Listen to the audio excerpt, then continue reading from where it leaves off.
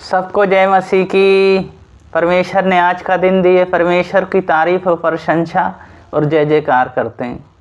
वचन के लिए प्रार्थना करेंगे। महान अनुग्रहकारी पिता परमेश्वर, वचन पढ़ते हैं, गहरी बातें, भेद की बातें, गुप्त बातें और छिपी हुए बातें बताएं और आपकी महिमा प्रभु जी होने पाए, वो बड़े बड़े कार्य होने पाए। उद्धारकर्ता यीशु मसीह के नाम से मांगते हैं, आमीन। वचन पढ़ेंगे मत्ती 21 अध्याय उसका 12 पद से 17 पद तक। यीशु ने परमेश्वर के मंदिर में जाकर उन सब को जो मंदिर में लेन देन कर रहे थे निकाल दिया और सराफों के पीढ़े और कबूतर बेचने वालों की चौकियां उलट दीं और उनसे कहा, लिखा है मेरा घर प्रार्थना घर कहलाएगा, परंतु तुमने उसे डाकू का खोब बनाते हो। तब अंधे और लंगड़े मंदिर में उसके पास आए और उसने उन्हें चंगा किया। परंतु जब प्रधान याजक और शास्त्रियों ने इस अद्भुत कामों को जो उसने किया और दाऊद के संतान को होशाना पुकारते हुए देखा तो वे क्रोधित हुए और उससे कहने लगे, क्या तू सुनता है कि ये क्या कहते हैं? यीशु ने उनसे कहा, हाँ, क्या तुमने ये कभी नहीं पढ़ा, बालकों और दूध पीते बच्चों के मुंह से तूने अपार स्तुति करवाई। तब उन्होंने उसे छोड़कर नगर को बाहर बैतनिय्याह के गए और वहां रात बिताई। इस वचन को पढ़े जाने को परमेश्वर आशीष दें। यीशु कहते हैं, मेरे भवन को तुम प्रार्थना का घर है, इसे डाकुओं का खो मत बनाओ। तो हम यहाँ देखते हैं पहली बात प्रार्थना। तो यहाँ पे प्रार्थना करने का वो स्थान था यरूशलेम, वहाँ पे प्रार्थना करने के लिए वो मंदिर बना हुआ था जो सब जातियाँ यहाँ पे प्रार्थना करें। वहाँ पे उन्होंने क्या किया था, बिजनेस बना लिया था, कबूतर बेच रहे थे और वहाँ पे बिजनेस कर लिया था। यीशु मसीह आए, उनको पहली बार वहाँ गुस्सा आया और सबको तहस नहस कर दिए, पलट दिए। वो कहते हैं ये प्रार्थना का घर है, तुम लोग इसे बिजनेस बना रखे हो। तो यहाँ हम देखते हैं उन्होंने उस भवन को बिजनेस का घर बना रखा था। दूसरी बात है बदलाव, उनके अंदर बदलाव नहीं था। परमेश्वर को तो मानते थे, अपने जीवन को उन्होंने नहीं बदला था, बदलाव उनके अंदर नहीं था।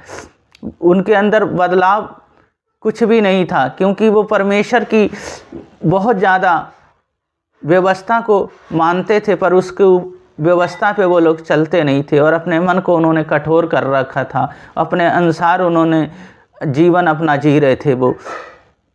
और तीसरी बात है चंगाई। वहाँ पे अंधे लंगड़े आए और यीशु मसीह ने उन्हें चंगा किया। तो सब देख के कहते हैं, अद्भुत उस काम को देख के वो डर गए और घबरा गए, क्योंकि यीशु मसीह कहते हैं, क्या तुमने नहीं सुना, उसने परमेश्वर से बालकों से अपनी महिमा ली। तो हम यहाँ देखते हैं वो यहोवा और परमेश्वर जो थे, जो परमेश्वर इस दुनिया में आए थे और बड़े बड़े कार्य करने के लिए उन्होंने लोगों के जीवन से बातचीत की। वो भवन बनाया था, पर उस भवन के अंदर उन्होंने परमेश्वर की स्तुति और प्रशंसा ना की। तो इसी तरह हमें क्या करना, जब हम यीशु मसीह को जान गए हैं तो हमें प्रार्थना करना है, प्रार्थना में हमें जीवन जीना है और प्रार्थना में ही हमें जीवन में लेलीन रहना है। और दूसरी बात है, हमें हमारे अंदर बदलाव हो।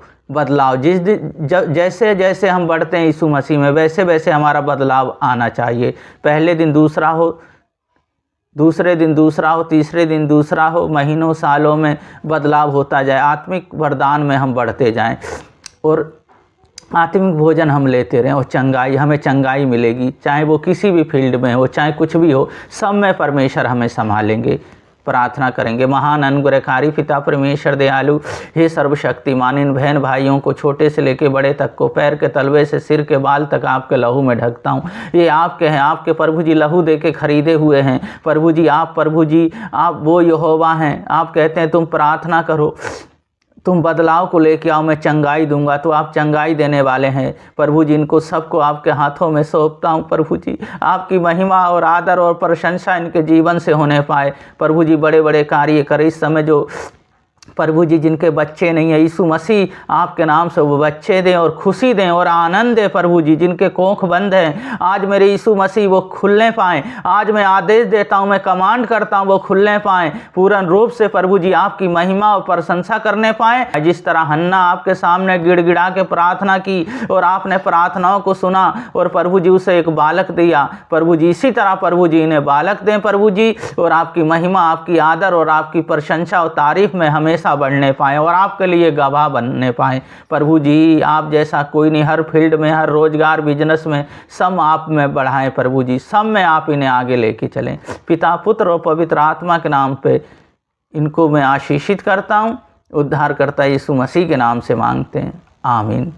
तो परमेश्वर के वचन के अनुसार अपने जीवन को जीते रहें और परमेश्वर के अनुसार अपने दिनचर्याओं में बढ़ते रहें। परमेश्वर बहुत बहुत आशीष देंगे। सबको जय मसीह की।